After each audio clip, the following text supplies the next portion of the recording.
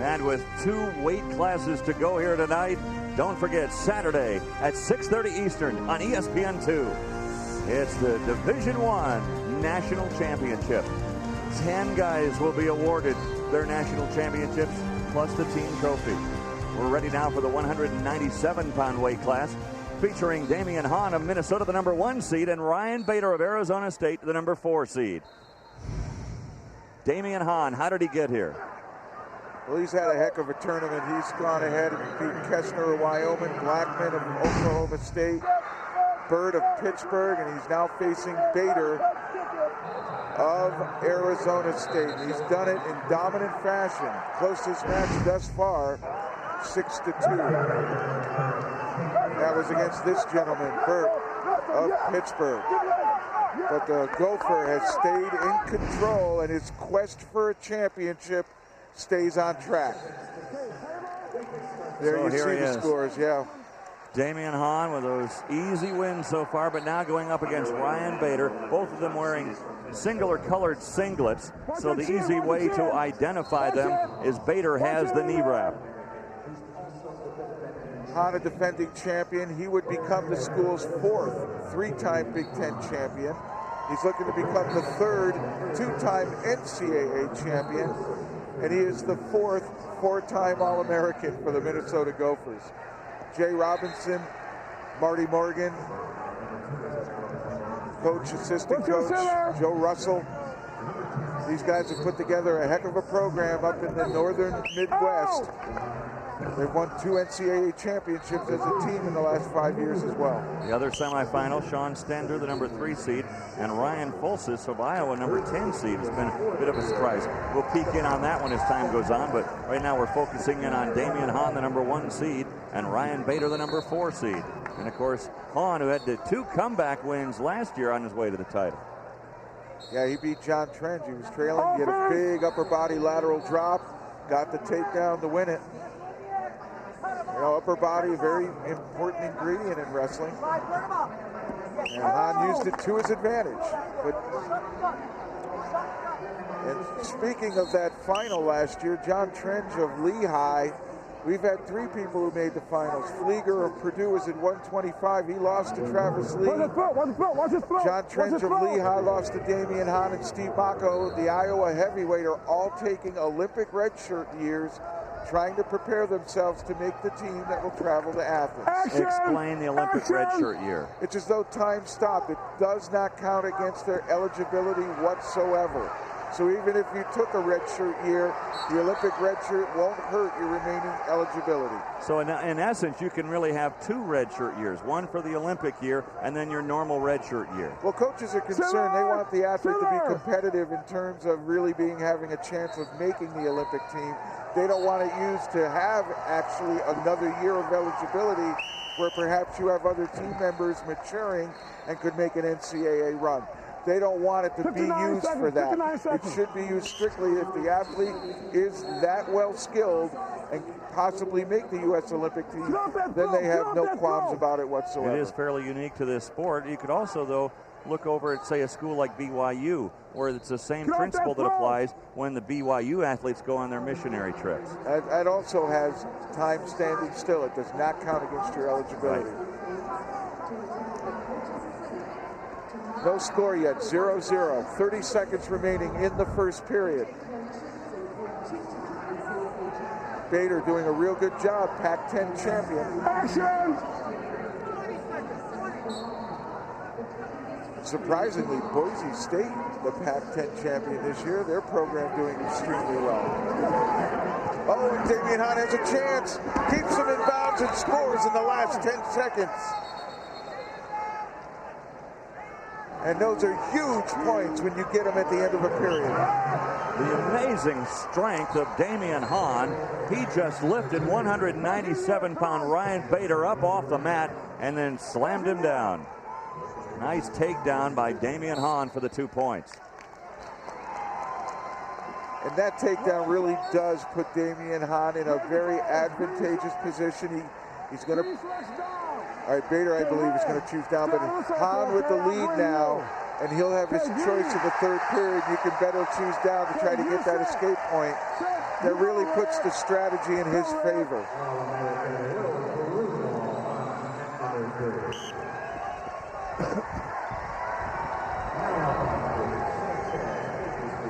Hahn's going to try to ride him a little bit here. He'll try a lift.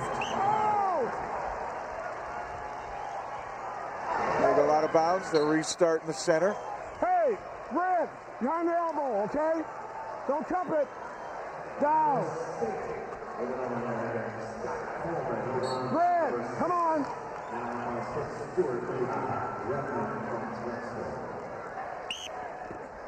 You hear the referee talking to Damion Hahn regarding his starting position here in the referee down position, saying you don't cup the elbow, you have to put your hand on the elbow.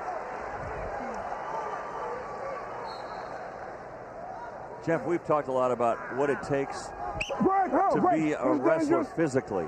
How about mentally? I mean, these guys are so mentally tough as well. I like to think of an individual as three realms, spirit, mind, and body. You can be intelligent, you can be well-trained, but you also need that motivation, what a lot of people call heart or determination, as you heard John Smith when we interviewed him.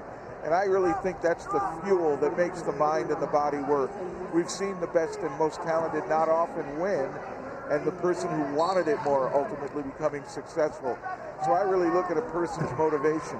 If they are motivated, they are out there giving it 100%, always believing that they can win.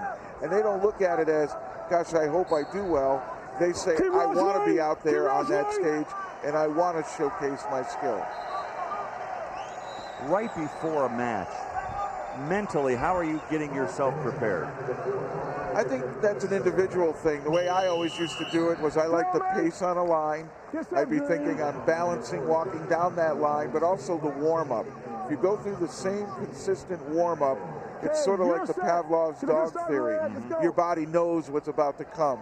And because you do it consistently over a course of, your career, your body warms up the way it typically does, and everything stays familiar. Behind you, okay? Get up, back up. I'm going behind you. Okay, you're set. I'm behind you. Get down. Get down. Interesting start. Interesting start there, but the referee normally facing the head table went behind Damion Hahn, probably checking to see where Hahn's hands are located on his opponent's body to make sure it's a fair start. Hahn, by the way, you can see he is building riding time here in this period. A lot of it. I'm surprised Bader's not getting away here. This is really going to hurt him. He's being ridden by his opponent. That means you're carrying an extra body load on your back and getting tired. You back up. I'm still going behind you. You back up. You're looking at Jay Robinson, the head coach of Minnesota.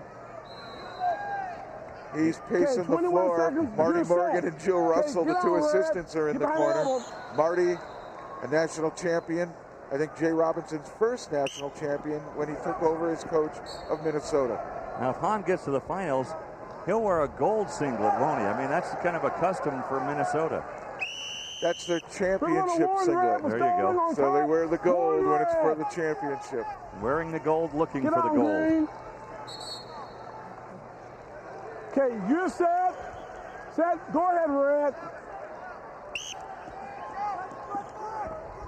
Doing a nice job of securing the leg. Let's see him finish it. Now he's got to move up the body or he risks getting warned for stalling. Time, guys. And that's the end of the second period. Red selects down.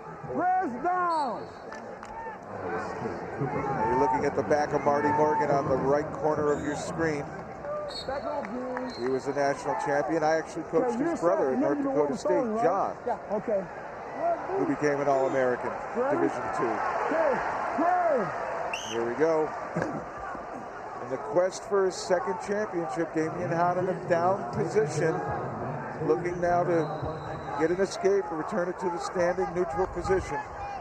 Not only that, but he could eliminate some of that riding time that he really so valuably built up. It's now under 2 minutes. He wants to make sure he keeps it over a minute. We're going to warn the top guy for stalling. A little warning there to Ryan Bader for stalling. You get one warning, and then the next time they award a point. That was only 21 seconds of ride, and they hit him with a stall call.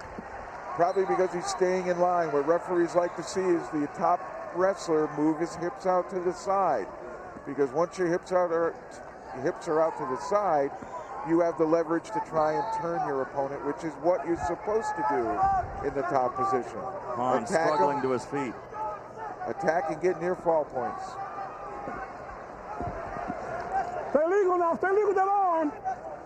Stay legal.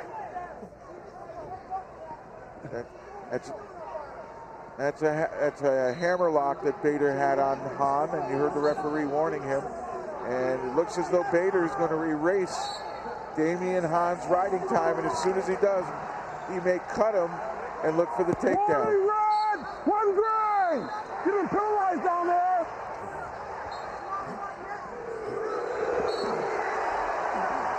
And 1 point now for Bader, the warning to Hahn, and he said, you're getting penalized down there. So he has awarded a point to Bader. 2-1 now, you score. And that's a huge point for Bader. Hahn flattened out. This referee getting very involved in this match.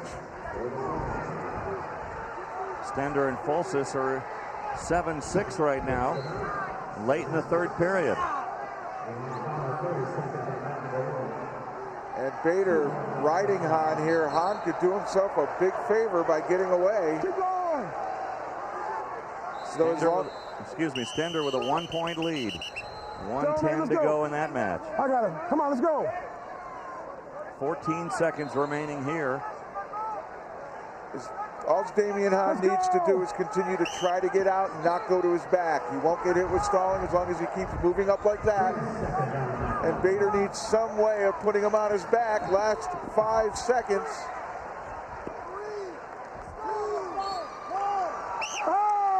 And that will do it. Damion Hahn is your winner. 2-1.